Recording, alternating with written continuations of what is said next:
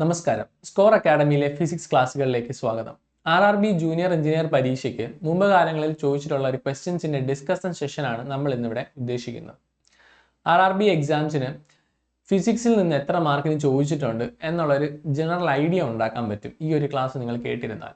എത്ര മാർക്കിന് ചോദിച്ചിട്ടുണ്ട്, എത്രത്തോളം കടുപ്പത്തിന് ചോദിച്ചിട്ടുണ്ട്, CBT 1-നെ എങ്ങനെ നമുക്ക് അപ്രോച്ച് ചെയ്യാം, ഇത്തരം കാര്യങ്ങളാണ് ഇന്നത്തെ ക്ലാസ്സിൽ നമ്മൾ ഡിസ്കസ് ചെയ്യാൻ പോകുന്നത്. എല്ലാ ക്വസ്റ്റ്യൻസും നമ്മളിവിടെ ഡിസ്കസ് ചെയ്യുന്നുണ്ട്. ഷിഫ്റ്റ് വൈസ് ആണ് എല്ലാ ക്വസ്റ്റ്യൻ പേപ്പറിനെയും നമ്മൾ ഷിഫ്റ്റ് വൈസ് അറേഞ്ച് ചെയ്താണ് നമ്മളിവിടെ ഡിസ്കസ് ചെയ്യുന്നത്. എല്ലാ ക്വസ്റ്റ്യൻസും ഫിസിക്സിൽ നിന്ന് ചോദിച്ചിട്ടുള്ള എല്ലാ ക്വസ്റ്റ്യൻസും നമ്മളിവിടെ ഡിസ്കസ് ചെയ്ത് പോകുന്നുണ്ട്. ക്ലാസ്സുകൾ കേട്ട് തന്നെ ഇരിക്കുക.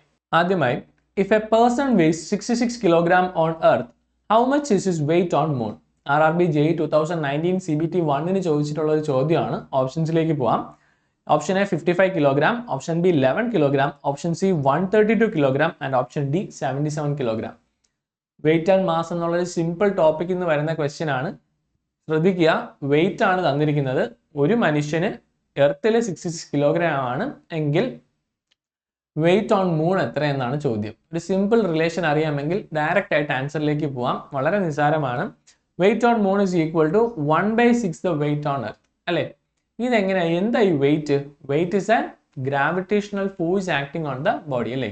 നമ്മുടെ എർത്തിന്റെ സെന്ററിലേക്ക് ഒരു ഗ്രാവിറ്റി ആക്ട് ചെയ്യുന്നുണ്ട്. അപ്പം നമ്മുടെ ഓരോ ആൾക്കാരെയും അതിന്റെ സെന്ററിലേക്ക് അട്രാക്ട് ചെയ്യുന്ന ആ ഒരു ഫോഴ്സിനെയാണ് നമ്മൾ സിംപ്ലി എന്ത് പറയുന്നത്? വെയിറ്റ് എന്ന് പറയുന്നത് അല്ലേ? W is equal to mg. അപ്പോൾ G എന്താണ്? G depends on the location. Therefore ആ Gന്റെ വാല്യൂവിന്റെ വ്യത്യാസം വെച്ചിട്ടാണ് ഈ വെയിറ്റ് അങ്ങോട്ടും ഇങ്ങോട്ടും ചെല്ലുമ്പോൾ മാറുന്നത്. വേറെ എന്താണ് constant? Mass is always constant. ഈ ഒരു കാര്യം മറന്നു വരുത്. ഇവിടെ ഇപ്പോൾ വെയിറ്റിന് പകരം മാസ് ആണ് പറഞ്ഞിരുന്നെങ്കിൽ ഉള്ള ഡിഫറൻസ് മനസ്സിൽ വെച്ചിരിക്കുക. ക്വസ്റ്റ്യൻസ് ശ്രദ്ധിച്ചടിക്കുക. വളരെ സിമ്പിൾ ആയിട്ടാണ് ചോദിക്കുന്നത്. വളരെ നിസ്സാരമായ ക്വസ്റ്റ്യൻ, ബട്ട് നമുക്ക് അങ്ങോട്ടും ഇങ്ങോട്ടും മാറിപ്പോയാൽ പോയി. അപ്പോൾ ഇവിടുത്തെ ഈ ക്വസ്റ്റ്യനിൽ നമുക്കിവിടെ എന്താണെന്നുള്ള ജീന്റെ വാല്യൂവിന്റെ കേസ് അറിയാമെങ്കിൽ ഡയറക്റ്റ്ലി ആൻസർ അറിയാം. ഇതിന്റെ അർത്ഥം എന്താ? G ഓഫ് മൂൺ എന്ന് പറയുന്നത് എന്താണ്? It is equal to 1/6 of the G value of earth. എർത്തിന്റെ G വാല്യൂവിന്റെ 1/6 മാത്രമാണ് മൂണിന്റെ G വാല്യൂ. ഓക്കെ, അപ്പോൾ ഇവിടുത്തെ ആൻസർ എന്ത് വരും? വെയിറ്റ് ഓൺ മൂൺ എത്ര ആയിരിക്കും? എർത്തിന്റെ 1/6 ടൈംസ് അല്ലേ? അപ്പോൾ എത്ര? 11 കിലോഗ്രാം ആണ് ഇവിടുത്തെ ആൻസർ. ഓപ്ഷൻ ബോയ് ആണ്. സിമ്പിൾ ചോദ്യം. എന്നാൽ ഈ ചോദ്യം if a person has A mass of 60 kilogram എന്ന് പറഞ്ഞു കഴിഞ്ഞിരുന്നെങ്കിൽ നമ്മുടെ മാസ് ഓൺ എർത്തും അല്ലെങ്കിൽ മാസ് ഓൺ മൂണും എന്തായിരിക്കും? 66 കിലോഗ്രാം തന്നെ ആയിരിക്കും. അപ്പൊ അത് ശ്രദ്ധിച്ചോണം, വെയിറ്റും മാസും തമ്മിൽ മാറിപ്പോകരുത്. ഓക്കെ, ക്ലിയർ അല്ലേ? അടുത്ത ക്വസ്റ്റ്യനിലേക്ക് പോവാം. Which Greek letter denotes wavelength? വേവ് ലെങ്തിനെ റെപ്രസെന്റ് ചെയ്യുന്ന സിമ്പൽ ഏതെന്നാണ് ചോദിക്കുന്നത്. Options epsilon, mu, omega, lambda. വളരെ ഫണ്ടമെന്റൽ ആയിട്ടുള്ള ചോദ്യമാണ്. ഒരു ഡിപ്ലോമ ബിടെക് കഴിഞ്ഞ ഒരാൾക്ക് ഡയറക്റ്റ് ആയിട്ട് ആൻസർ ചെയ്യാം. വളരെ ഫണ്ടമെന്റൽ ക്വസ്റ്റ്യൻസ് ആണ്. ഇത്തരം ക്വസ്റ്റ്യൻസ് നിങ്ങൾക്ക് എക്സ്പെക്ട് ചെയ്യാം എന്നാണ് ഇതിൽ നിന്ന് മനസ്സിലാക്കേണ്ടത്. ഓക്കെ, ഇതിന്റെ ആൻസർ ലാംഡയാണ്. ലാംഡയാണ് വേവ് ലെങ്തിനെ റെപ്രസെന്റ് ചെയ്യുന്നത്. നമുക്ക് ബാക്കിയുള്ള ടേംസ് എന്തിനൊക്കെയാണ് റെപ്രസെന്റ് ചെയ്യുന്നത് കൂടെ നോക്കിയിട്ട് പോവാം. ലാംഡ വേവ് ലെങ്ത് നമ്മൾ ഓൾറെഡി പറഞ്ഞു. Omega represents angular frequency. Angular ഫ്രീക്വൻസിനെ റെപ്രസെന്റ് ചെയ്യുന്നതാണ് ഒമേഗ. ഇനി എപ്സിലോൺ എന്താണ്? സ്ട്രെയിൻ ആണ്. സ്ട്രെയിൻ എന്ന് പറഞ്ഞാൽ എന്താണ്? Linear strain is simply change in dimensions by original dimensions ആണ്. പിന്നെ ഉള്ളത് മ്യൂ ആണ്. Mu represents the coefficient of friction. അത് സ്റ്റാറ്റിക്കിലും ഉണ്ട് കൈനറ്റിക്കിലും ഉണ്ട്. അതിനാണ് മ്യൂ എസും മ്യൂ കെയും ഉള്ളത്. ഓക്കെ, അപ്പോൾ ഇത്തരം കാര്യങ്ങളോടെ നോട്ട് ചെയ്ത് തന്നെ പോകാൻ ശ്രമിക്കുക. ഓക്കെ, വളരെ ഈസി ടൈപ്പ് ആയിട്ടുള്ള ഒരു ക്വസ്റ്റ്യൻ ആയിരുന്നു. അടുത്ത ക്വസ്റ്റ്യനിലേക്ക് പോകാം. State 2 factors on which the electrical energy consumed by an electrical appliance depends. Okay, options നോക്കാം. The power rating of the appliance and the time for which it is used, the energy and the time for which it is used, the voltage and the current, the power rating and the temperature. വളരെ നിസ്സാരമായ ചോദ്യമാണ്. ഒരു electrical device consume ചെയ്യുന്ന electrical എനർജീനെ എന്തൊക്കെ depend ചെയ്യും? Okay, ഇതാണ് ചോദ്യം. ഇത് കൊമേഴ്ഷ്യൽ യൂണിറ്റ് ഓഫ് എനർജി എന്നൊക്കെ പറയുന്ന ഒരു സെക്ഷൻ്റെ അകത്ത് പവർ എന്നൊരു വർക്ക് എനർജി പവർ എന്ന് പറഞ്ഞ സെക്ഷൻ്റെ അകത്ത് ഫിസിക്സിനകത്ത് വരുന്ന ഒരു സെക്ഷനാണ്. ഈ ക്വസ്റ്റ്യൻസ് റെഗുലർ ആയിട്ട് ഈ ഏരിയയിൽ നിന്ന് ചോദിച്ച് കാണുന്നുണ്ട്. അപ്പോൾ അതെന്താണ് അതൊന്ന് നോക്കിയിട്ട് നമുക്ക് വരാം. ഓക്കെ, ഒരു വീടിരിക്കുകയാണ്. ആ വീട്ടിലുള്ള ഹൗസ് ഹോൾഡ് ആപ്ലയൻസസ് ഉണ്ട്. ഈ ആപ്ലയൻസസ് എല്ലാം എന്താണ്? എനർജി കൺസ്യൂം ചെയ്യും. അപ്പോൾ പെർ യൂണിറ്റിലാണ് നമുക്ക് എപ്പോഴും റേറ്റ് പറയുന്നത് അല്ലേ? അപ്പോൾ ഒരു യൂണിറ്റ് ഓഫ് ഇലക്ട്രിക്കൽ എനർജി എന്താണെന്ന് നമ്മൾ ഡിഫൈൻ ചെയ്ത് വെച്ചിട്ടുണ്ട്. It is simply kilo what hour. Okay, നമുക്കപ്പോൾ എത്ര ബില്ല് ചെയ്യാം എന്ന് പറയുമ്പോൾ എത്ര യൂണിറ്റ് കറണ്ട് ആയെന്നല്ലേ നമ്മൾ സാധാരണ പഠിക്കാറ്, എത്ര യൂണിറ്റ് കറണ്ട് ആയെന്നല്ലേ നമ്മൾ നോക്കുന്നത്. അപ്പോൾ ആ യൂണിറ്റ് എന്ന് പറയുന്നത് സിംപ്ലി കിലോ വാട്ട് അവർ ആണ്. The commercial unit or trade unit of energy is kilo watt hour. Okay, kilo watt hour എന്താണെന്ന് വ്യക്തമായിട്ട് മനസ്സിലാക്കണം. 1 കിലോ വാട്ട് അവറിനെ നമുക്ക് എങ്ങനെ ഡിഫൈൻ ചെയ്യാം? 1 kilo what hour is simply defined as, വളരെ സംഭവം സിമ്പിളാണ്, power rating, 1 kilo watt power rating ഉള്ള ഒരു ഇലക്ട്രിക്കൽ ഡിവൈസ് 1 അവർ വർക്ക് ചെയ്യുമ്പോൾ അവിടെ എത്ര amount of electrical energy consume ചെയ്യുന്നോ അതിനെയാണ് നമ്മൾ സിംപ്ലി 1 കിലോ വാട്ട് അവർ എന്ന് പറയുന്നത്. ഒന്നും കൂടെ പറയാം, 1 കിലോ വാട്ട് പവർ റേറ്റിംഗ് ഉള്ള ഒരു ഇലക്ട്രിക്കൽ ഡിവൈസ് 1 അവർ വർക്ക് ചെയ്യുമ്പോൾ എത്ര ഇലക്ട്രിക്കൽ എനർജി കൺസ്യൂം ചെയ്യുന്നോ അതിനെയാണ് 1 കിലോ വാട്ട് അവർ എന്ന് നമ്മൾ സിംപ്ലി ഡിഫൈൻ ചെയ്യുന്നത്. അതിൻ്റെ വാല്യൂ ഒന്ന് നോട്ട് ചെയ്ത് വെച്ചേക്കുക. ജൂൾസിൽ അറിയുന്ന വളരെ നല്ലതാണ്. ആ ജൂൾസിലാക്കാൻ വളരെ സിമ്പിൾ അല്ലേ, കിലോ വാട്ട് അവർ അല്ലേ, കിലോ എന്ന് പറഞ്ഞാൽ എന്താ 1000 അല്ലേ, എസ് ഐ ഉള്ളിലോട്ട് മാറ്റാം. 1 kilo what hour is equal to 1000 what.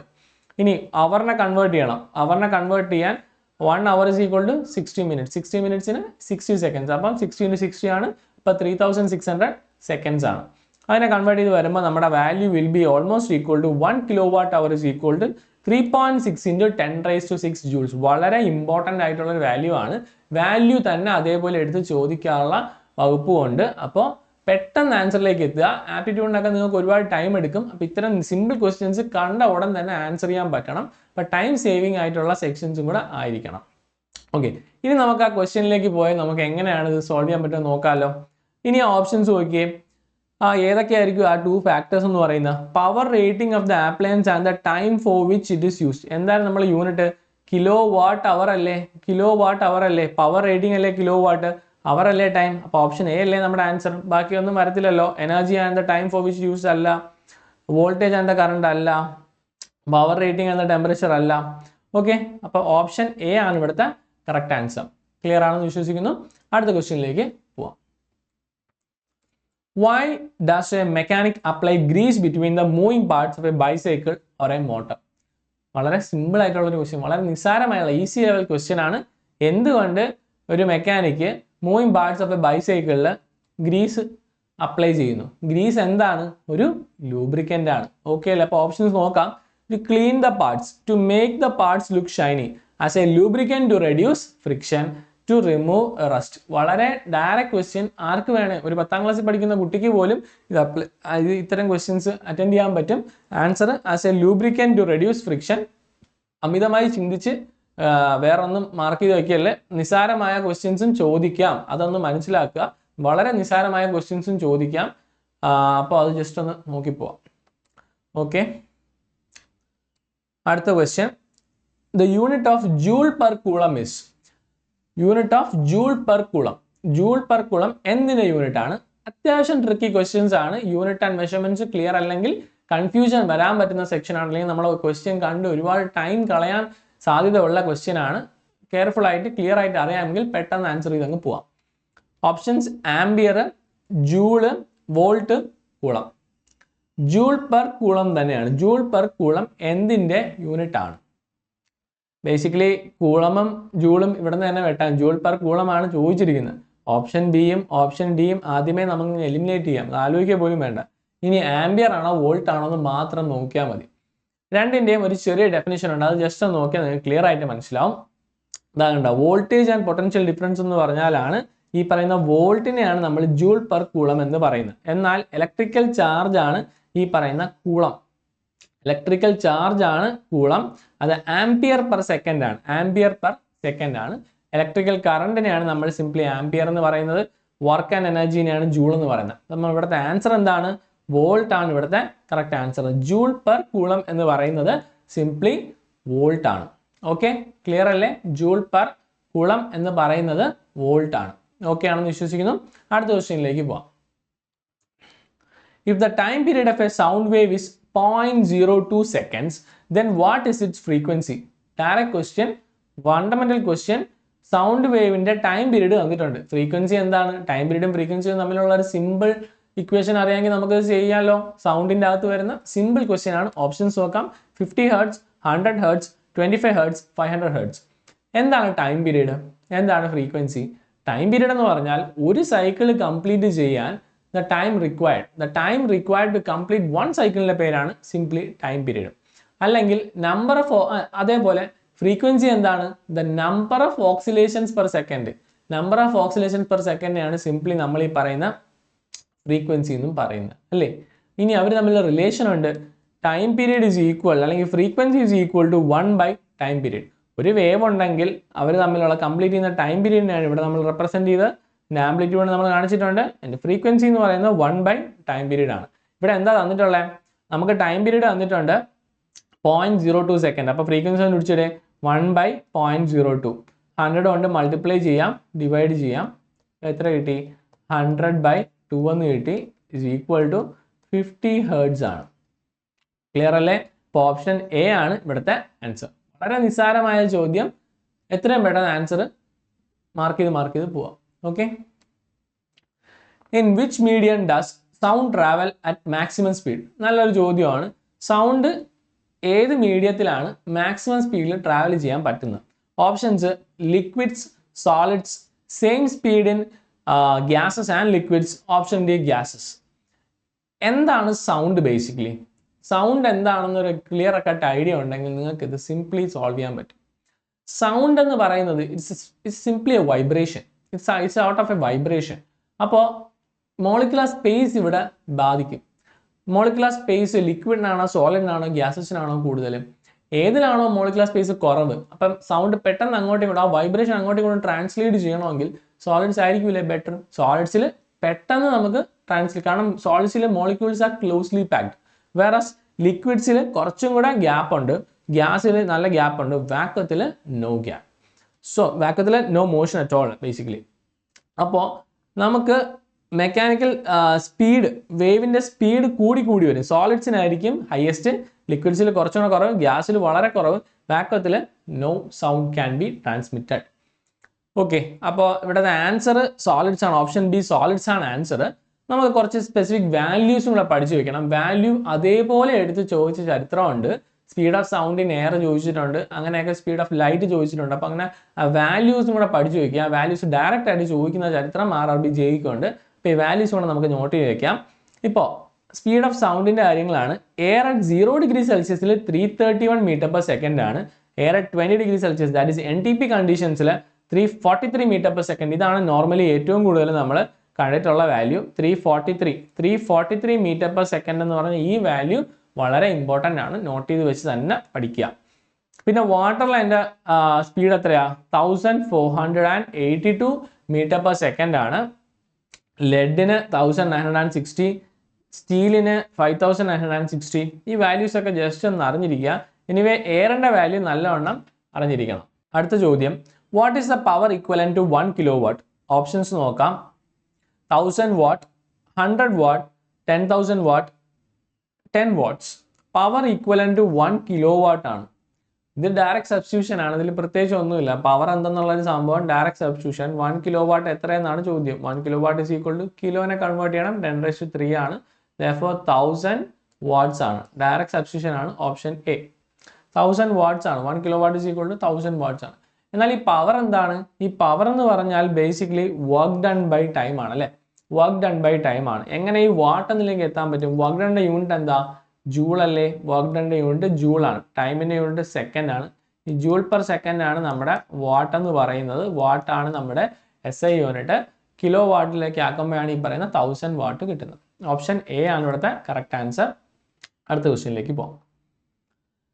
If 1 unit of electricity cost ₹5, okay, and the total energy consumed in 1 month is 250 kilowatt hour, what is the cost of electricity in that month? Option A 1100, option B 1250, option C 1000 and option D ₹1500.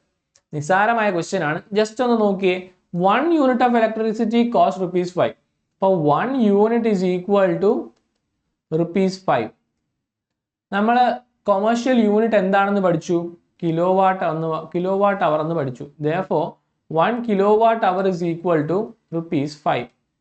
Clear അല്ലേ? ഒരു unit 5 രൂപ. നമുക്കറിയാം ഒരു unit എന്ന് പറഞ്ഞാൽ 1 kilowatt hour ആണ്. therefore 1 kilowatt hour is equal to ₹5. Total energy എത്രയായി? 250 kilowatt hour ആയി. 250 കിലോ വാട്ട് അവർ ആയി. അങ്ങനെയാണെങ്കിൽ ടോട്ടൽ ബിൽ എത്രയായി? 250 ഇൻറ്റു 1 കിലോ വാട്ട് അവറിന് 5 രൂപയല്ലേ, ഇൻറ്റു 5 ചെയ്താൽ പോരെ?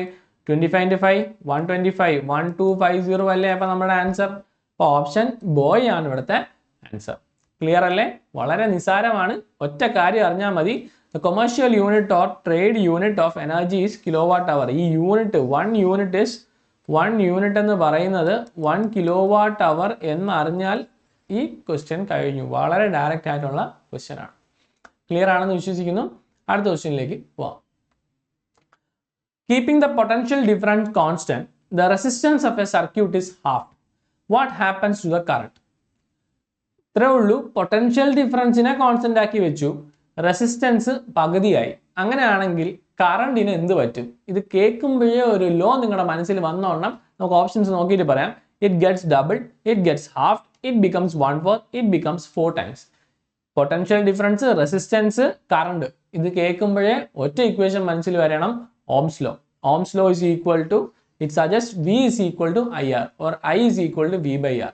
ഓക്കെ, വളരെ സിമ്പിൾ ആയിട്ടുള്ള കാര്യമാണ് നമ്മുടെ ohm's law. V is equal to IR. ഈ പറയുന്ന V ആണ് ഈ പറയുന്ന പൊട്ടൻഷ്യൽ ഡിഫറൻസ് അല്ലെ. പൊട്ടൻഷ്യൽ ഡിഫറൻസിനെ കോൺസ്റ്റന്റ് ആണ്, V മാറുന്നില്ല. റെസിസ്റ്റൻസ് പകുതി ആവുകയാണ് അല്ലെ. അങ്ങനെയാണെങ്കിൽ കറണ്ടിന് എന്ത് പറ്റി? ഇതിൽ നിന്ന് നിങ്ങൾക്ക് എന്തറിയാം? ഈ പറയുന്ന current is inversely proportional to the resistance അല്ലേ. അപ്പൊ ഇവിടെ എന്താ പറയുന്നത്? റെസിസ്റ്റൻസ് ഹാഫ് ആയി. റെസിസ്റ്റൻസ് ഹാഫ് ആയാൽ R becomes R1 is equal to R/2. Then I1 is equal to എത്രയാവും? ഇൻവേഴ്സ്ലി പ്രൊപ്പോർഷണൽ അല്ലേ, ഡയറക്ട്ലി കിട്ടും. അത് നേരെ ഡബിൾ ആവും അല്ലേ, 2I ആയി മാറും. It gets doubled. അല്ലെങ്കിൽ ഇക്വേഷനിൽ ഇട്ട് വെക്കാം, ഡയറക്ട്ലി നമുക്ക് തന്നെ കിട്ടും. ഇൻവേഴ്സ്ലി പ്രൊപ്പോർഷണൽ ആണ്. ഇത് ഹാഫ് ആവണമെങ്കിൽ അത് ഒബ്വിയസ്ലി ഡബിൾ ആവണം. ഓക്കെ, അപ്പോൾ നമ്മുടെ ആൻസർ ഇറ്റ് ഗെറ്റ്സ് ഡബിൾഡ് എന്നാണ്. ഓക്കെ, അടുത്ത ക്വസ്റ്റ്യനിലേക്ക് പോകാം. Which set of sign conventions is followed while dealing with reflection of light by spherical mirrors? നല്ലൊരു ടോപ്പിക്കാണ്. ഓപ്ഷൻസ് നോക്കാം. System convention, sign convention, mirror convention, new cartesian sign convention. Which set of sign convention is followed while dealing with reflection of light by spherical mirrors? Reflection of light by spherical mirrors നോക്കിയിട്ട് പോകണം. അത്യാവശ്യം ഒരു moderate level of question ആണ്. ഈ questions നോക്കാതെ attend ചെയ്യാൻ ബുദ്ധിമുട്ടായിരിക്കും. ഇതിന്റെ ആൻസർ വന്നിട്ട് ന്യൂ കാർട്ടീഷ്യൻ സൈൻ സിസ്റ്റം ആണ്. ന്യൂ കാർട്ടീഷ്യൻ സൈൻ സിസ്റ്റം എന്താണെന്ന് നമുക്ക് ഡീറ്റെയിൽ ആയിട്ട് ഇപ്പം നോക്കാം. ഓക്കെ, ഇവിടെ ഒരു മിറർ ഉണ്ട്, MN. ഒരു മിറർ അല്ലെങ്കിൽ ഒരു ലെൻസ് MN ഉണ്ട്. ഇതിൽ എങ്ങനെയാണ് നമ്മൾ സൈൻ കൺവെൻഷൻ എടുക്കുന്നു എന്നുള്ളൊരു പാരാമീറ്റർ ആണ് ഇവിടെ നമ്മൾ പറയാൻ ഉദ്ദേശിക്കുന്നത്. അതിൽ ഓരോന്നായിട്ട് ഞാൻ ഡിസ്കസ് ചെയ്യാം. ഇവിടെ ഒരു മിറർ MN ഉണ്ട്, P ആണ് നമ്മുടെ പോൾ എന്ന് പറയുന്നത്. ഓക്കെ, ഇനി ടുവേർഡ്സ് റൈറ്റ് നമ്മൾ എടുത്തു കഴിഞ്ഞാൽ അത് പോസിറ്റീവ്. ഓക്കെ, മിററിന് ടുവേർഡ്സ് റൈറ്റ് എടുത്തു കഴിഞ്ഞാൽ പോസിറ്റീവ്. ടുവേർഡ്സ് ലെഫ്റ്റിലേക്ക് വന്നു കഴിഞ്ഞാൽ, ഡിസ്റ്റൻസ് ടുവേർഡ്സ് ദ ലെഫ്റ്റ് വന്നാൽ അത് നെഗറ്റീവ്. ഒന്നുകൂടെ പറയാം, towards right positive, towards left negative. ഇനി മുകളിലേക്ക്, up is always positive and down is negative. up is positive and down is negative. ഇനി ഓക്കെ, ഇത്രേ ഉള്ളൂ. ഈ 4 എണ്ണം ആദ്യം മനസ്സിലാക്കി വയ്ക്കുക. ഇനിയുണ്ട് the pole of the mirror is in the origin. ഈ പോൾ എപ്പോഴും ഒറിജിനിലായിരിക്കും ഇരിക്കേണ്ടത്. Also the principal axis of the mirror, ഈ കാണുന്ന പ്രിൻസിപ്പൽ ആക്സിസ് എപ്പോഴും എക്സ് ആക്സിസിലായിരിക്കണം. ഈ ആക്സിസ് എക്സ് ആക്സിസിൽ ആയിരിക്കണം. ഇനി the object is always placed to the left of the mirror. ഈ ഒബ്ജക്റ്റ് ഇരിക്കേണ്ടത് മിററിന്റെ ലെഫ്റ്റ് സൈഡിലായിരിക്കണം. Okay, object should be placed on the left of the mirror. ഇനി നമ്മൾ ഓൾറെഡി പറഞ്ഞ distance measured in the direction opposite of the incidence are always negative. Okay, incident റേയുടെ opposite ആയിട്ട്, ഇതാണ് ഇൻസിഡന്റ് റേ വരുന്ന ഡയറക്ഷൻ ഓഫ് ഇൻസിഡന്റ് ലൈറ്റ് ആണ്. അതിന് opposite ഉള്ള ഡയറക്ഷൻ എപ്പോഴും നെഗറ്റീവ് ആയിരിക്കണം. ഓക്കെ, ഇപ്പോൾ ടുവേർഡ്സ് ലെഫ്റ്റ് ആയിരിക്കും, അത് ഓൾറെഡി നെഗറ്റീവ് ആണ് നമ്മൾ പറഞ്ഞു കഴിഞ്ഞു. ക്ലിയർ ആണെന്ന് വിശ്വസിക്കുന്നു. ജസ്റ്റ് ഒന്ന് നോക്കി പോവാ. നമ്മൾ sign convention of a spherical mirror ആണ് പറയുന്നത്. അതിൽ നമ്മൾ ഇത്രേ പറഞ്ഞോളൂ, ടുവേർഡ്സ് റൈറ്റ് വന്നാൽ പോസിറ്റീവ്, ലെൻസിന്റെ ടുവേർഡ്സ് റൈറ്റ് വന്നാൽ പോസിറ്റീവ്, ടുവേർഡ്സ് ലെഫ്റ്റ് വന്നാൽ നെഗറ്റീവ്, മുകളിലേക്ക് പോയാൽ പോസിറ്റീവ്, താഴേക്ക് വന്നാൽ നെഗറ്റീവ്. ഇത്രയും ക്ലിയർ ആണെന്ന് ചോദിക്കുന്നു. എപ്പോഴും പോൾ എവിടെയായിരിക്കണം? പോൾ ഒറിജിനിലിരിക്കണം. ഈ പറയുന്ന പോൾ ഒറിജിനിലായിരിക്കണം. പ്രിൻസിപ്പൽ ആക്സിസ് എപ്പോഴും എക്സ് ആക്സിസ് ആയിരിക്കണം. ഒബ്ജക്റ്റ് എപ്പോഴും മിററിന്റെ ലെഫ്റ്റ് സൈഡിലായിരിക്കണം ഒബ്ജക്റ്റിനെ കീപ്പ് ചെയ്യേണ്ടത്.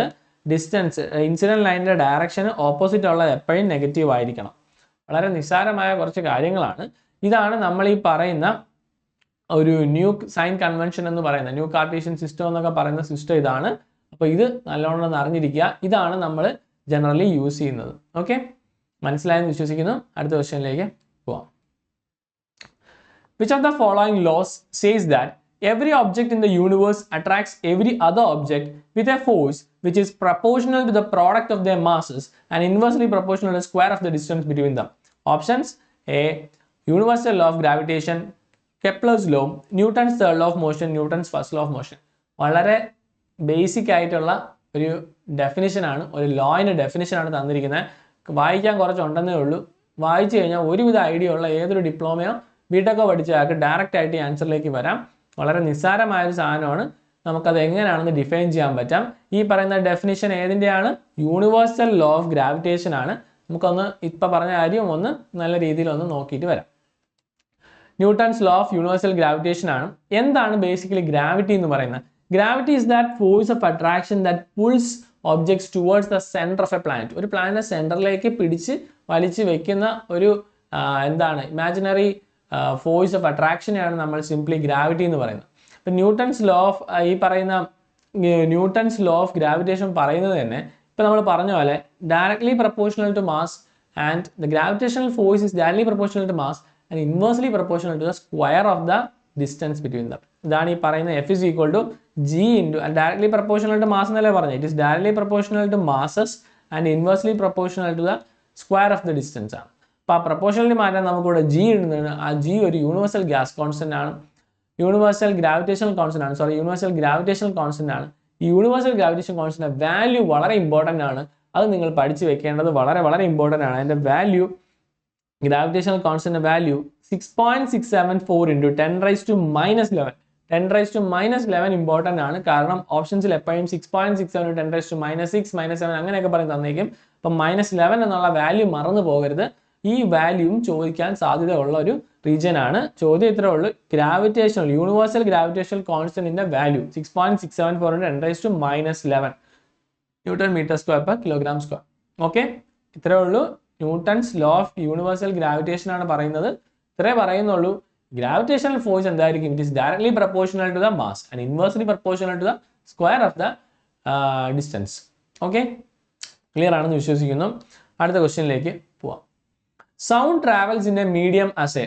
സൗണ്ട് ഒരു മീഡിയത്തിൽ ട്രാവൽ ചെയ്യുന്നത് എങ്ങനെയാണ്? ഓപ്ഷൻസ് നോക്കാം. സ്ട്രെയിറ്റ് ലൈൻ ആണോ, സീരീസ് ഓഫ് കംപ്രഷൻസ് ആൻഡ് റെയർഫാക്ഷൻസ് ആണോ, ബീം ആണോ, അതോ ഒരു പാർട്ടിക്കിൾ ആയിട്ടാണോ? സൗണ്ടിന്റെ ട്രാവലിങ്ങിന്റെ മീഡിയമാണ് പറയുന്നത്. വളരെ നിസ്സാരമായ സംഭവമാണ്.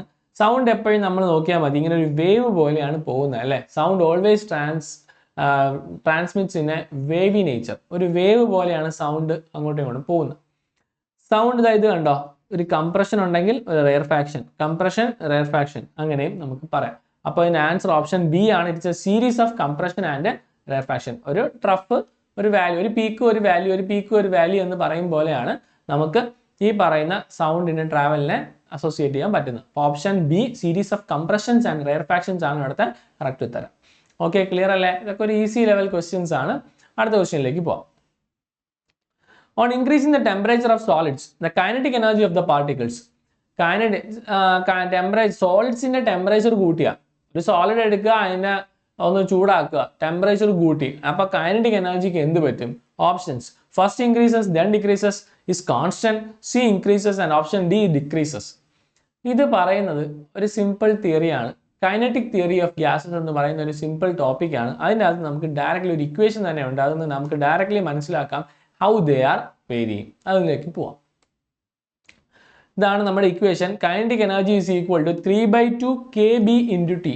വേറസ് kB എന്ന് പറയുന്നത് ബോൾട്സ്മാൻസ് കോൺസ്റ്റന്റും ടി എന്ന് പറയുന്ന അബ്സല്യൂട്ട് ടെമ്പറേച്ചർ എന്നാണ്. ഇത് നിങ്ങൾക്ക് മനസ്സിലാവല്ലോ. Kinetic energy is directly proportional to temperature. And temperature കൂടിക്കഴിഞ്ഞാൽ അപ്പോൾ കൈനറ്റിക് എനർജിക്ക് എന്ത് പറ്റും? It will increase. ഓക്കെ അല്ലേ? ക്ലിയർ അല്ലേ? ഇതാണ് ഞാൻ പറഞ്ഞത്. It is directly proportional to the absolute temperature of the gas. വളരെ ഇമ്പോർട്ടൻ്റ് ആയിട്ടുള്ള ഒരു കാര്യം, it is independent of pressure, volume or nature of the ideal gas. ഇതിൽ നിന്നും ചോദ്യങ്ങൾ ചോദിച്ചിട്ടുണ്ട്. കൈനറ്റിക് എന്തിനെയാണ് ഡിപ്പെൻഡ് ചെയ്യുന്നതെന്ന് ചോദിക്കാറുണ്ട്. ഇപ്പം നമുക്ക് ചോദിച്ച ചോദ്യം ഇത്രേ ഉള്ളൂ. ടെമ്പറേച്ചർ കൂടുമ്പോൾ കൈനറ്റിക് എനർജിക്ക് എന്ത് പറ്റും? കൂടുമോ കുറയാം? നമുക്കിപ്പോൾ ഡയറക്റ്റ്ലി പറയാം കൂടുന്നു. എന്നാൽ നേരത്തെ പറഞ്ഞത് ഈ ഒരു സെക്ഷൻ ഒന്ന് ചോദിക്കാം, ഇൻഡിപെൻഡന്റ് ഓഫ് പ്രഷർ. ഓപ്ഷൻസിൽ pressure what is it depending on? Temperature ആണോ? കൈനറ്റിക് എനർജി എന്തിനെയൊക്കെ ഡിപ്പെൻഡ് ചെയ്യാം എന്ന് ചോദിച്ചാലും പ്രഷർ, വോളിയം എന്നൊക്കെ പറയുമ്പോൾ ഒരു ടൈപ്പ് ഓഫ് കൺഫ്യൂഷൻ വരരുത്. മനസ്സിലാക്കുക, it only depends on temperature.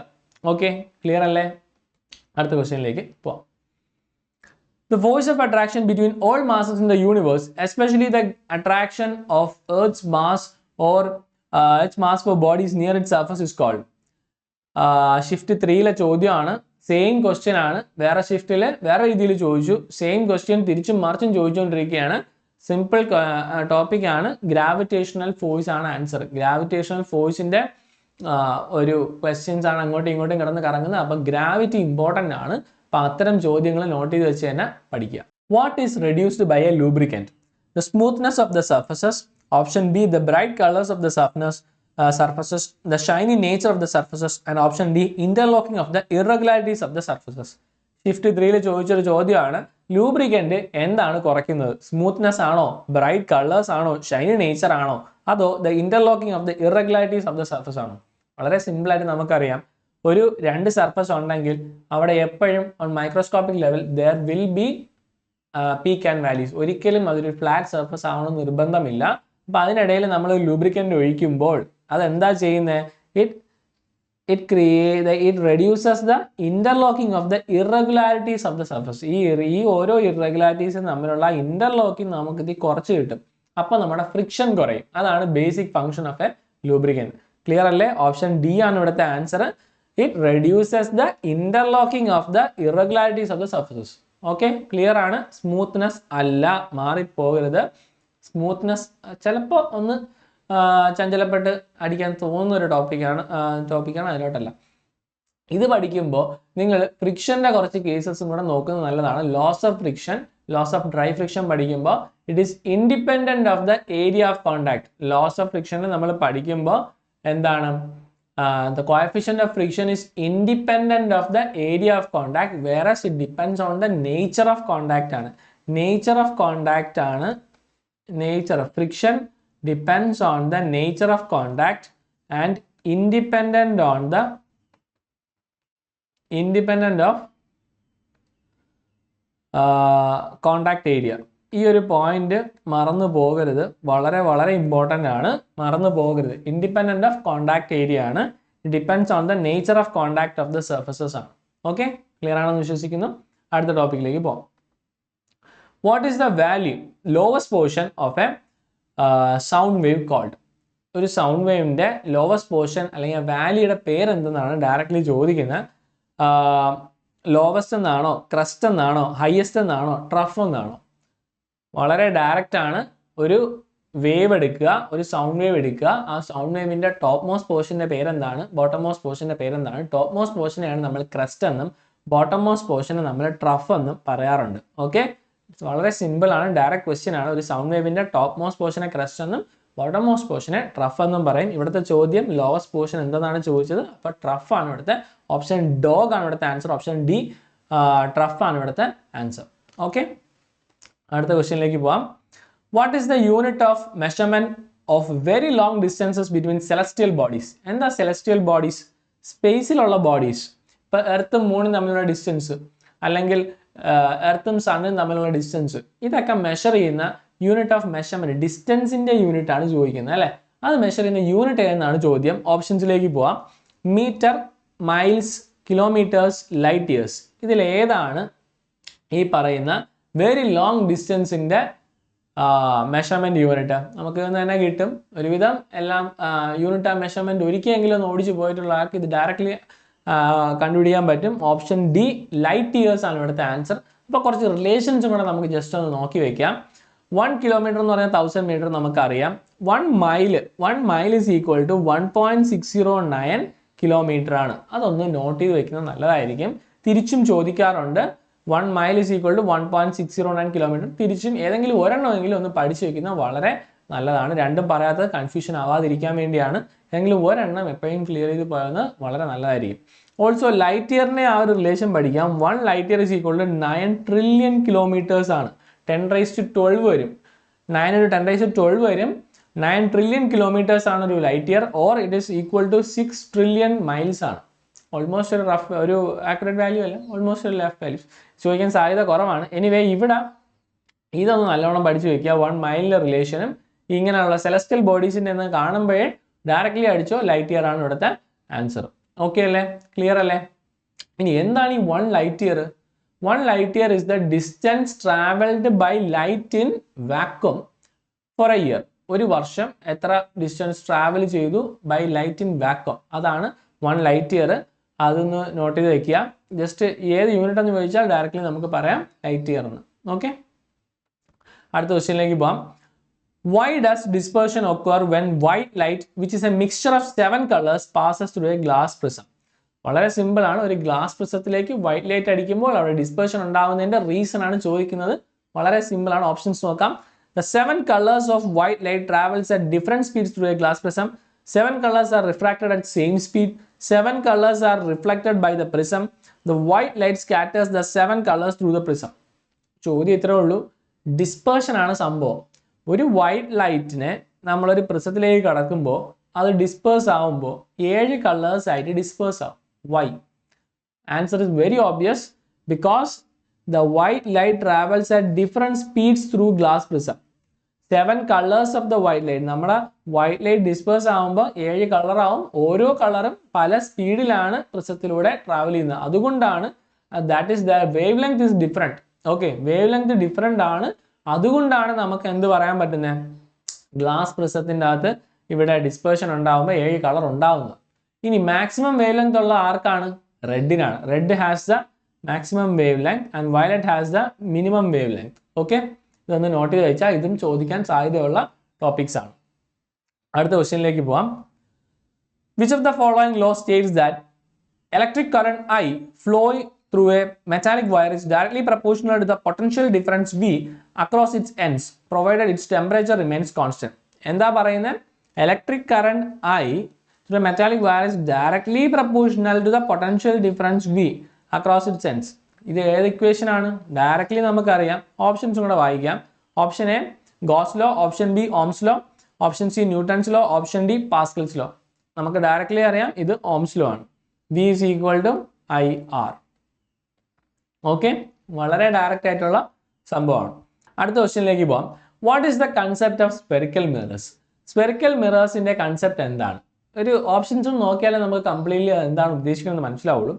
Option A reflection of light ആണോ, റേഡിയേഷൻ ഓഫ് ലൈറ്റ് ആണോ, സ്കാറ്ററിംഗ് ഓഫ് ലൈറ്റ് ആണോ, റിഫ്രാക്ഷൻ ഓഫ് ലൈറ്റ് ആണോ? സ്പെറിക്കൽ മിറേഴ്സ് എന്ന് ഉദ്ദേശിക്കുമ്പോൾ ഇവിടെ നമുക്ക് ഒബ്വിയസ്ലി റേഡിയേഷൻ കട്ട് ചെയ്യാം. റേഡിയേഷൻ ഇതുമായിട്ട് ഒരു ബന്ധവും ഇല്ല.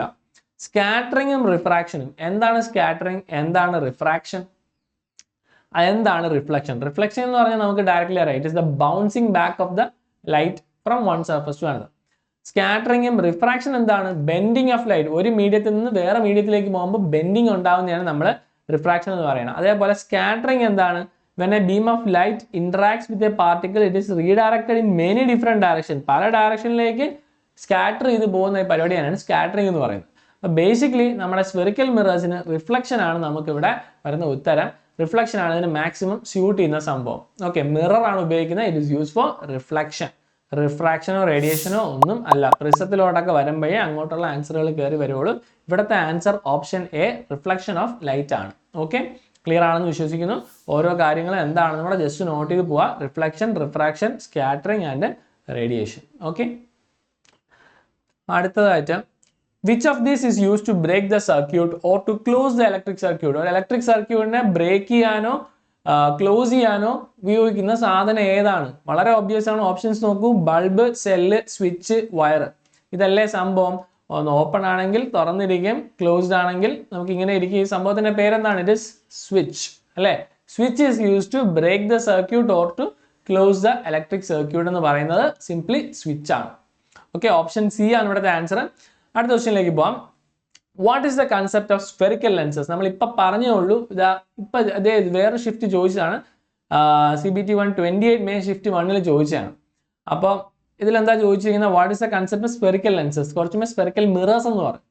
ഇവിടുത്തെ ഓപ്ഷൻ നോക്കൂ. Radiation of light, light refraction, scattering of light, right reflection അല്ലേ? ഇപ്പം പറഞ്ഞേ ഉള്ളൂ. Spherical mirrors of simply spherical lens എന്ന് പറയുമ്പോൾ ലൈറ്റ് റിഫ്ലക്ഷൻ ആണ് ഇവിടുത്തെ ആൻസർ. മനസ്സിലാക്കുക, വളരെ ഒബ്വിയസ് ആയിട്ടുള്ള ചില ക്വസ്റ്റ്യൻസും ഇങ്ങനെ ചോദിക്കാം. ഓക്കെ, അപ്പോൾ അതും ഒന്ന് പ്രിപ്പയർ ആയിരിക്കുക. അടുത്ത question, the refractive index of four substances A, B, C and D are 1.33, 1.47, 1.71 and 1.65 respectively. In which substance is the speed of light maximum? 4 substance ഉണ്ട് A, B, C, D. അതിൽ പല refractive index ഉള്ള സംഭവങ്ങളാണ്. അതിൻ്റെ ഏതിലാണ് speed of light maximum? Options A, B, C and D തന്നിട്ടുണ്ട്. ഇവിടെ സംഭവം സിമ്പിൾ ആണ്. സ്പീഡ് ഓഫ് ലൈറ്റും റിഫ്രാക്റ്റീവ് ഇൻഡെക്സും തമ്മിൽ ഒരു സിമ്പിൾ റിലേഷൻ ഉണ്ട്. അതറിയാമെങ്കിൽ നമുക്ക് ഡയറക്റ്റ് ആയിട്ട് ആൻസറിലേക്ക് പോവാം. അപ്പോൾ അതിൻ്റെ റിലേഷൻ എന്താണെന്ന് നോക്കാം. V is equal to C/N ആണ്, വേർ V എന്ന് പറയുന്ന velocity of light in that medium and C എന്ന് പറയുന്നതാണ് velocity of light in vacuum and N ആണ് നമ്മുടെ റിഫ്രാക്റ്റീവ് ഇൻഡെക്സ്. therefore നമുക്ക് ഇവിടെ എന്ത് മനസ്സിലായി? V is inversely proportional to N, or velocity of that light is inversely proportional to the refractive index അല്ലേ? അപ്പോൾ റിഫ്രാക്റ്റീവ് ഇൻഡെക്സ് ഏറ്റവും കുറഞ്ഞ ആൾക്കല്ലേ മാക്സിമം സ്പീഡ് ഉണ്ടാവാൻ പോകുന്നത്. ഇവിടെ റിഫ്രാക്റ്റീവ് ഇൻഡെക്സ് ഏറ്റവും കുറവ് ആർക്കാണ്? 1.33 ഉള്ളതല്ലേ? 1.33 ഉള്ള A അല്ലേ? അപ്പോൾ Aനായിരിക്കും മാക്സിമം സ്പീഡ്. അപ്പോൾ ഓപ്ഷൻ D ആണ് ഇവിടുത്തെ കറക്റ്റ് ആൻസർ. ക്ലിയർ ആണെന്ന് വിശ്വസിക്കുന്നു. റിഫ്രാക്റ്റീവ് ഇൻഡെക്സും സ്പീഡ് ഓഫ് ലൈറ്റും തമ്മിലുള്ള റിലേഷൻ ആണ് ഇവിടുത്തെ importance. Speed of light is inversely proportional to refractive index ആണ്. അപ്പോൾ ഏറ്റവും റിഫ്രാക്റ്റീവ് ഇൻഡെക്സ് കുറഞ്ഞ ആൾക്കായിരിക്കും മാക്സിമം സ്പീഡ്. അപ്പോൾ ഇവിടെ ഏറ്റവും റിഫ്രാക്റ്റീവ് ഇൻഡെക്സ് കുറവ് 1.33 ആണ്. 1.33 A ആണ്. therefore A will have the maximum speed of light. Okay, clear ആണെന്ന് വിശ്വസിക്കുന്നു. ഓപ്ഷൻ ഡോഗ് ആണ് ആൻസർ. ഓക്കെ, ക്ലിയർ ആണെന്ന് വിശ്വസിക്കുന്നു. അടുത്ത ക്വസ്റ്റ്യനിലേക്ക് പോകാം. How many electrons are there in 1 coulomb of charge? Okay, options നോക്കാം. 625 into 10 raised to 23 electrons, 0.625 into 10 raised to 3 electrons, 6.25 into 10 raised to 18 electrons, 62.5 into 10 raised to 13 electrons. ചോദ്യം ഇത്രേ ഉള്ളൂ. ഒരു കൂളം ഓഫ് ചാർജ് ഉണ്ട്, അതിൽ എത്ര ഇലക്ട്രോൺസ് ഉണ്ടെന്നാണ് ചോദ്യം. ടോട്ടലി 1 കൂളം ഓഫ് ചാർജ് ആണ് ഉള്ളത്. ഒരു ഇലക്ട്രോൺ എത്ര ചാർജ് എടുക്കും, അല്ലെങ്കിൽ ദ ചാർജ് ഓഫ് 1 ഇലക്ട്രോൺ എത്രയാ? ഇത് കാണാതെ പഠിക്കേണ്ട ഒരു വാല്യൂ ആണ്. 1.6 into 10 raised to minus 19 coulomb ആണ്. The charge of 1 electron is equal to 1.6 into 10 raised to minus 19 coulomb ആണ്. വളരെ ഇമ്പോർട്ടൻ്റ് ആയിട്ട് വാല്യൂ ആണ്. ഇത് കാണാതെ അറിഞ്ഞിരിക്കണം. ഇപ്പോൾ ടോട്ടൽ 1 കൂളം ചാർജ് ഉണ്ട്. ഒരു ഇലക്ട്രോണിന് 1.6 into 10 raised to minus 19 കൂളമാണ്. അങ്ങനെയാണെങ്കിൽ 1 കൂളം നമുക്ക് കണ്ടുപിടിച്ചൂടെ? ഇപ്പം നമ്പർ ഓഫ് ഇലക്ട്രോൺസ് നമുക്ക് ഡയറക്റ്റ്ലി കണ്ടുപിടിച്ചൂടെ? നമ്പർ ഓഫ് ഇലക്ട്രോൺസ് എത്രയാ?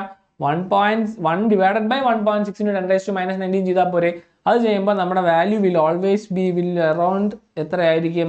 6.25 into 10 raised to 18 ആയിരിക്കും നമ്മുടെ വാല്യൂ. ഈ സംഭവം ഒന്ന് അറിഞ്ഞിരിക്കുക. ഈ നമ്പർ ഓഫ് ഇലക്ട്രോൺസ് എന്നൊക്കെ പറഞ്ഞ് പേടിക്കരുത്. വളരെ സിമ്പിളാണ്. ഈ ഒരു വാല്യൂ അറിയാമെങ്കിൽ ഈ പ്രോബ്ലം ചെയ്യാം. അപ്പോൾ അതൊന്ന് മനസ്സിൽ വെച്ചിട്ട് വേണം ഇത്തരം പ്രോബ്ലംസ് ചെയ്യാൻ. ഈ വാല്യൂ കാണാതെ പഠിച്ചാൽ ക്ലിയർ ആണ്. ഓക്കെ അല്ലേ? അടുത്ത ക്വസ്റ്റ്യനിലേക്ക് പോവാം. If 20 coulombs of charge passes a point in a circuit in 1 second, what is the value of current flowing? Options നോക്കാം. 20 amperes, 5 amperes, 10 amperes and 15 amperes. ഇത്രേ ഉള്ളൂ. 20 കൂളം ഓഫ് ചാർജ് ആണ്. 20 കൂളം ഓഫ് ചാർജ് ആണ് നമുക്ക് totally ഉള്ളത്. Totally 20 coulomb of charge ഉണ്ട്. ഒരു സർക്യൂട്ടിൽ 1 സെക്കൻഡിൽ ഫ്ലോ ചെയ്യുകയാണ്. അങ്ങനെയാണെങ്കിൽ ഇവിടെ ഉണ്ടാവുന്ന കറണ്ട് എത്രയാണ്?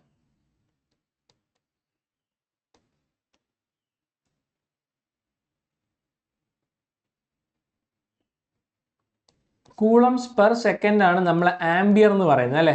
ആംബിയർ എന്ന് പറയുന്നത് കൂളംസ് പെർ സെക്കൻഡിനെയാണ് ആംബിയർ എന്ന് പറയുന്നത്. ആംബിയർ എന്താണ്? കറണ്ട്. അപ്പം കറണ്ടിന്റെ എങ്ങനെ കണ്ടുപിടിക്കാം? അപ്പം 20 കൂളംസ് പെർ 1 സെക്കൻഡ് അല്ലേ? 1 സെക്കൻഡ്. അപ്പം ആൻസർ എത്രയാ? 20 ആംബിയേഴ്സ് ആണ് നമ്മുടെ ആൻസർ. ഓപ്ഷൻ എ ആണ് ഇവിടുത്തെ കറക്റ്റ് ആൻസർ. ഒന്നുകൂടെ ശ്രദ്ധിക്കുക, ആംബിയർ എന്ന് പറയുന്നത് കൂളംസ് പെർ സെക്കൻഡ് ആണ്. അപ്പോൾ എത്ര കൂളം ഉണ്ട്? 20 കൂളം ആണ് ഒരു സെക്കൻഡിൽ പാസ് ചെയ്യുന്നത്. അപ്പോൾ 20 coulombs per 1 second. Directly answer എത്ര? 20 ആംബിയേഴ്സ് ആണ് നമ്മൾ ഇവിടുത്തെ ആൻസർ. ക്ലിയർ അല്ലേ? വളരെ സിമ്പിൾ ക്വസ്റ്റ്യൻസിൽ ഒന്നാണ്. അടുത്ത ക്വസ്റ്റ്യനിലേക്ക് പോവാം. What is the distance of the principal focus F from the pole P of the spherical mirror called? Okay, options നോക്കാം. Option a image distance V, focal length F, object distance U, virtual distance. Okay, ഇത് ലെൻസിൻ്റെ അല്ലെങ്കിൽ നമ്മുടെ ഒപ്റ്റിക്സിൻ്റെ അകത്ത് വരുന്ന ഒരു question ആണ്. ഒപ്റ്റിക്സിൻ്റെ അകത്ത് പല ഡെഫിനിഷൻസ് ആണ് ഈ തന്നിരിക്കുന്നത്. ഇതിൽ ഏതോ ഒരെണ്ണത്തിൻ്റെ ഡെഫിനിഷനാണ് ഈ ക്വസ്റ്റ്യൻ ആയിട്ട് നമുക്ക് തന്നിരിക്കുന്നത്. അപ്പോൾ ഈ ഓരോന്നും എന്താണെന്ന് മനസ്സിലാക്കാം. ആദ്യം സ്ഫെറിക്കൽ മിറേഴ്സിൻ്റെ ഓരോന്ന് എന്തൊക്കെയാണെന്ന് മനസ്സിലാക്കിയിട്ട് നമുക്ക് ഓരോ ഡെഫിനിഷൻസ് ആയിട്ട് പഠിക്കാം. ഓക്കെ, ഇവിടെ ഒരു ഒബ്ജക്റ്റ് തന്നിട്ടുണ്ട്, ഒരു മിറർ ഓർ സിംപ്ലി ലെൻസ് തന്നിട്ടുണ്ട്. ഇവിടെ ഈ ഒബ്ജക്റ്റ് ഈ മിററിൽ റേസ് ഓഫ് ലൈറ്റ് തട്ടി ഇവിടെ ഇങ്ങനെ ഒരു ഇമേജും കൂടെ ക്രിയേറ്റ് ചെയ്തിട്ടുണ്ട്. ഇത്രയും കാര്യങ്ങൾ ക്ലിയർ ആണെന്ന് വിശ്വസിക്കുന്നു. ഇനി ജസ്റ്റ് ഒരു ഡെഫിനിഷനെ കുറിച്ച് പറയാം. ഈ ഒബ്ജക്റ്റിൽ നിന്ന് ഈ മിറർ വരെ അല്ലെങ്കിൽ ഈ ലെൻസ് വരെയുള്ള ഡിസ്റ്റൻസിനെയാണ് നമ്മളിവിടെ യു എന്ന് മാർക്ക് ചെയ്തിരിക്കുന്നത്. ഈ സംഭവത്തിനെയാണ് നമ്മൾ ഒബ്ജക്റ്റ് ഡിസ്റ്റൻസ് എന്ന് ഡിഫൈൻ ചെയ്യുന്നത്. That is the distance from the object to the lens. അതിൻ്റെ പേരാണ് ഒബ്ജക്റ്റ് ഡിസ്റ്റൻസ്. ക്ലിയർ അല്ലേ? ഇനി ഇവിടെ ഒരു ഇമേജ് ഫോം ചെയ്തില്ലേ? ഈ ഇമേജ് മുതൽ ഈ ലെൻസ് വരെ അല്ലെങ്കിൽ മിറർ വരെ ഉള്ള ഡിസ്റ്റൻസിനെയാണ് നമ്മൾ വി എന്ന് മാർക്ക് ചെയ്തിരിക്കുന്നത്. അതിനെയാണ് ഇമേജ് ഡിസ്റ്റൻസ് എന്ന് നമ്മൾ പറയുന്നത്. ക്ലിയർ അല്ലേ? Object distance, image distance. Object മുതൽ മിറർ വരെ, ഇമേജ് മുതൽ മിറർ വരെ. ക്ലിയർ ആണെന്ന് വിശ്വസിക്കുന്നു. ഇനി ഇവിടെ ഒരു ഫോക്കൽ പോയിന്റ് ഉണ്ട് അല്ലേ? ഒരു ഫോക്കൽ പോയിന്റ് ഉണ്ട്. ഒരു മിററിന്റെ ഒരു ഫോക്കൽ പോയിന്റ് ഉണ്ട്.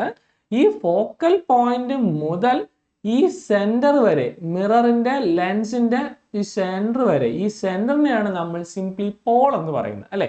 ഈ ലെൻസിന്റെ ഓൾമോസ്റ്റ് സെന്റർ പോർഷനെ ത്രൂ ദ ആക്സിസിനെ നമ്മൾ സിംപ്ലി പറയുന്ന പേരാണ് പോൾ. അപ്പൊ ഈ പോൾ മുതൽ ഈ ഫോക്കൽ ലെങ്ത് വരെ, ഈ ഫോക്കൽ പോയിന്റ് വരെ, പോൾ മുതൽ ഫോക്കൽ പോയിന്റ് വരെയുള്ള ഈ ഡിസ്റ്റൻസിനെയാണ് നമ്മൾ സിംപ്ലി ഫോക്കൽ ലെങ്ത് എഫ് എന്ന് ഡിനോട്ട് ചെയ്തിരിക്കുന്നത്. ഓക്കെ, നമ്മൾ ആ ക്വസ്റ്റ്യനും ഇത് തന്നെയാണ്. It is the distance between the principal focus and the pole of the mirror. ആ ഡിസ്റ്റൻസിനെയാണ് സിംപ്ലി നമ്മൾ ഫോക്കൽ ലെങ്ത് എന്ന് പറയുന്നത്. അപ്പം ഈ എഫ് യു വി ഇവർ മൂന്നും തമ്മിൽ ഒരു റിലേഷനും കൂടെ ഉണ്ട്. അതും കൂടെ ഇതിൻ്റെ കൂടെ പഠിച്ചു പോവുക. It is called the mirror equation. Mirror equation 1/f is equal to 1/u plus 1/v. Very very important ആണ്. ഇതിൽ ഏതെങ്കിലും one of the parameters unknown ആക്കി വെച്ചിട്ട് ബാക്കി രണ്ടും തന്നിട്ട് മറ്റത് കണ്ടുപിടിക്കാൻ പറയും.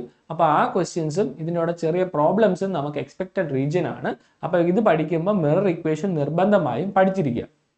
കൂടാതെ ഈ ഫോക്കൽ ലെങ്ത് കണ്ടുപിടിക്കാനുള്ള ക്വസ്റ്റ്യൻസും ചോദിക്കാറുണ്ട്. ഫോക്കൽ ലെങ്ത് ഇപ്പം നമുക്ക് ഏതർ മിറർ ഇക്വേഷൻ വെച്ച് ഫോക്കൽ ലെങ്ത് കണ്ടുപിടിക്കാം, അല്ലെങ്കിൽ റേഡിയസ് ഓഫ് കർവേച്ചർ തന്നിട്ടുണ്ടെങ്കിൽ ഫോക്കൽ ലെങ്ത് കണ്ടുപിടിക്കാൻ F is equal to r/2. ഇതിൻ്റെ ക്വസ്റ്റ്യൻസും RRBക്ക് ചോദിച്ചിട്ടുള്ളതാണ്. ഇതും കൂടെ നോട്ട് ചെയ്ത് വെച്ച് പഠിക്കുക. ഓക്കെ, അപ്പോൾ ഇത്രയും ക്വസ്റ്റ്യൻസ് ആണ് നമ്മൾ ഇന്നത്തെ ക്ലാസ്സിൽ ഡിസ്കസ് ചെയ്യാൻ ഉദ്ദേശിച്ചത്. ബാക്കി ക്വസ്റ്റ്യൻസ് ഇനിയും ഉണ്ട്. അത് നമ്മൾ അടുത്തൊരു സെഷൻ ആയിട്ട് കവർ ചെയ്യുന്നതാണ്. എല്ലാവരും എല്ലാ ക്വസ്റ്റ്യൻസും പ്രീവിയസ് ഇയർ ക്വസ്റ്റ്യൻസും മാക്സിമം കവർ ചെയ്യാൻ ശ്രമിക്കുക. അതിനുള്ള ടൈമാണിത്. അപ്പോൾ നമുക്ക് അടുത്തൊരു സെഷനിൽ വീണ്ടും കാണാം.